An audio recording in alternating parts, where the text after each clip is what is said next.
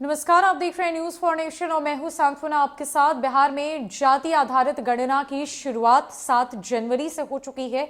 ये पहला चरण है जिसकी प्रक्रिया पूरी की जा रही है।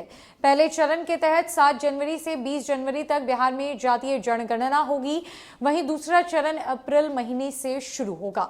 मुख्यमंत्री नीतीश कुमार की अध्यक्षता में 6 जून 2022 को सर्वसम्मति से यह फैसला लिया गया था कि बिहार सरकार अपने खर्चे पर, चूंकि केंद्र सरकार ने मना कर दिया, उसके बाद जाति आधारित गणना कराएगी, जिसकी शुरुआत 500 करोड़ रुपए की लागत से हुई है।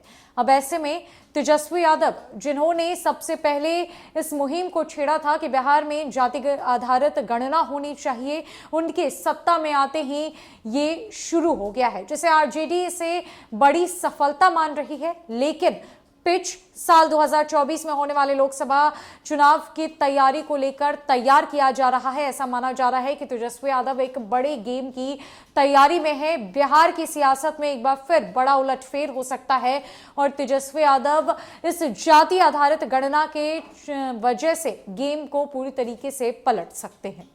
दरअसल बिहार में जाति गणना की मांग के साथ शुरू हुई राजनीति कास्ट सर्वे के शुरू होने के बाद भी जारी है।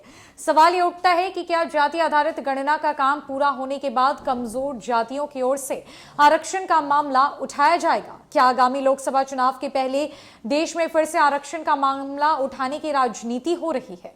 बिहार में जाति गणना शुरू होने के बाद मुख्यमंत्री नीतीश कुमार ने यह कहकर चौंका दिया कि इस गणना में उपजातियों को शामिल नहीं किया जा रहा, बल्कि जाति को शामिल किया गया है। जनता दल यूनाइटेड के राष्ट्रीय अध्यक्ष सांसद राजीव रंजन सिंह उर्फ ललन सिंह का कहना है कि राष्ट्रीय स्तर पर जाति गणना की मांग को केंद्र सरकार ने ठुकरा दिया था। इसके 6 महीने बाद बिहार सरकार को अपने खर्च पर कास्ट सर्वे कराने की अनुमति दी। अब जबकि 7 जनवरी से गणना का काम शुरू हो गया है, तो साजिश कर बीजेपी इसे सुप्रीम कोर्ट के बहाने रुकवाने पर तुली हुई है। बीजेपी के नेता हमेशा ये कहते हैं कि वे जातीय गणना के पक्षधर हैं। उन्होंने बीजेपी को नसीहत देते हुए कहा कि अगर वो वास्तव में जातीय गणना के पक्षधर हैं तो सुप्रीम कोर्ट में दायर याचिका के खिलाफ भारत के अटॉर्नी जनरल को खड़ा करे। दोहरा चरित्र रखने वाली बीजेपी के लिए देश की जनता के सामने एक ही विकल्प है कि साल 2024 लोकसभा चुनाव में बड़का झुट्टा पार्टी यानी कि बीजेपी से भारत को मुक्ति दिलाई जाए।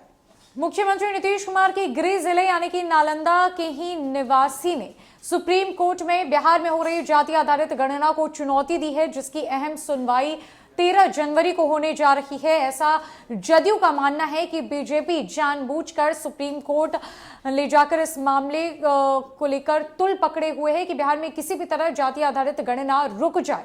हालांकि बीजेपी का यह कहना है कि वो हमेशा इसके पक्षधर है, लेकिन तेजस्वी यादव ने धीमे तरीके से अपनी चाल चल दी है। उनके रहते उनके सत्ता में वापसी करने के साथ ही बिहार में जाति आधारित गणना की शुरुआत हो चुकी है, जिसको लेकर उनका कहना है कि तभी बिहार की क्या स्थिति है, बिहार के लोगों की क्या स्थिति है, इसका पता चल पाएगा और बिहार का बेहतर तरीके से विकास हो पाएगा। बिहार और बेहतर ढंग से अग्रसर होकर आगे बढ़ सकेगा। अब देखना यह है कि बिहार में हो रही जाति आधारित गणना का ये मामला कहां तक तुल पकड़ता है और इसको लेकर सुप्रीम कोर्ट की तरफ से क्या कुछ फैसला सामने आता है। फिलहाल के लिए इस अपडेट में इतना ही। नमस्कार।